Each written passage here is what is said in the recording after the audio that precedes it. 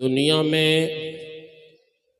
जितने भी लोग रहते हैं, चाहे वो बादशाह हो, हाकिम हो, वज़ीर हो, महकूम हो, आलिम हो, जाहिल हो, ताजिर हो, मजदूर हो, सबका मकसद एक है। क्या बात, क्या कहने, सबका एक मकसद है। क्या कहने, सुभान अल्लाह। अब आप बताइए क्या मकसद है, जरा आपका टेस्ट लें थोड़ा। क्या ये बच्चे बेचारे ये अभी नहीं समझते हैं कि जलसे का क्या मकसद है। थोड़ा कुछ बड़े भी नहीं समझ रहे। हाँ, नहीं समझाने ही के लिए तो बुलाया जाता है ना। सही बात। इस पे एक चीज याद आ गई, मौलाना किस्मत साहब बिरादर गिरामी हमारे,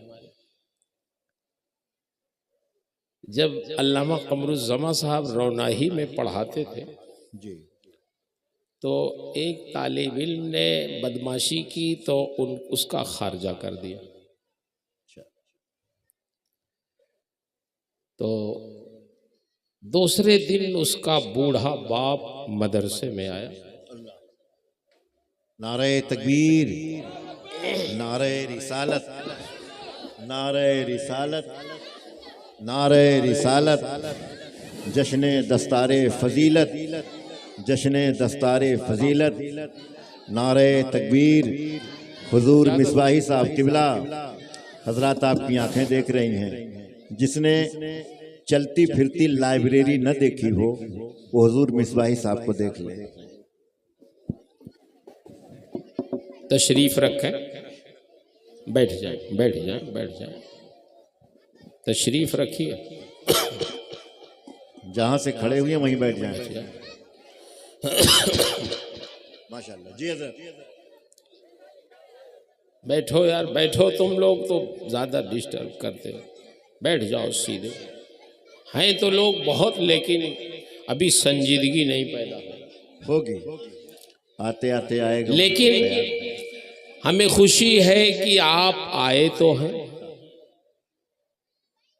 भाई आएंगे तभी ना कुछ सुनेंगे। सही बात।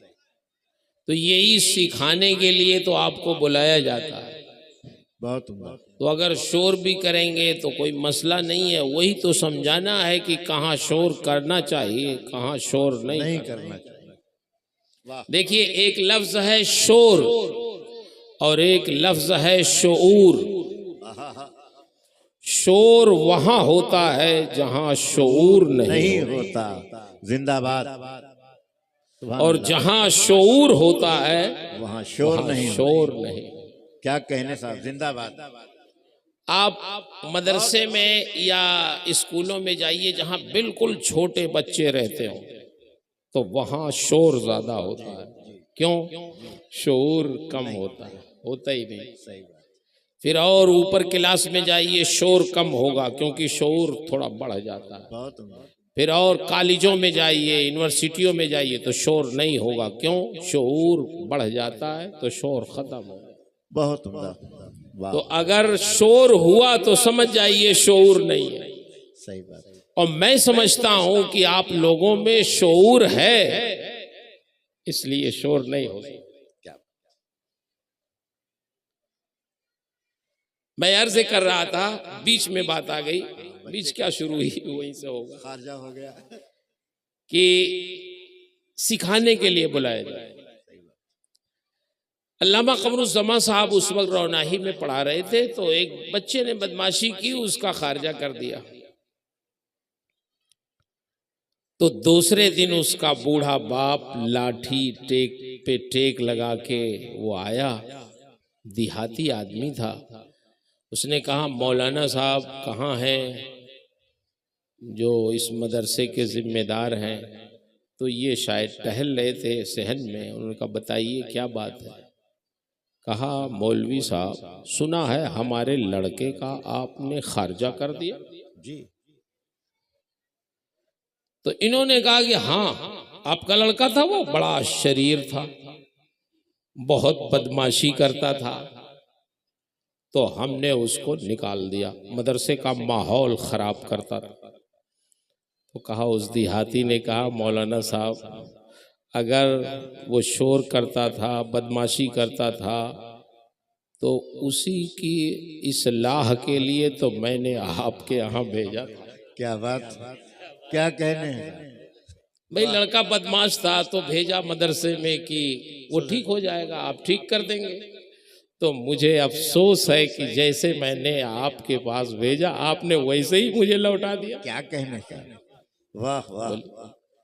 तो आप जैसे आए हैं वैसे लौट के जलसे से नहीं जाना। सुभान अल्लाह। क्या ख्याल है? इंशाअल्लाह। बहुत उम्दा। आप जब जाएं तो आपके दिल की कैफियत में कुछ ना कुछ तब्दीली जरूर हो। सुभान अल्लाह, सुभान अल्लाह। किसी भी मजलिस में दीनी बैठे तो कुछ न कुछ आप वहां से लेके जाए। क्या कहना। रस्मी कोई काम ना करें, कुछ न कुछ सीख के जाए। आप कम से कम इतना तो खुश हो जाइए कि आप उलमा की, अहले इल्म की, बुजुर्गों की मजलिस में बैठे। सुभान अल्लाह। आलिम रब्बानी, मखदूम गिरामी, मरतबत उस्ताद गिरामी, खैरुल अज़किया हज़रत अल्लामा मोहम्मद अहमद मिसबाही साहब को आपने देख लिया ना। एक ज़माना आएगा फ़ख्र से कहेंगे कि हमने मिसबाही साहब को देखा था।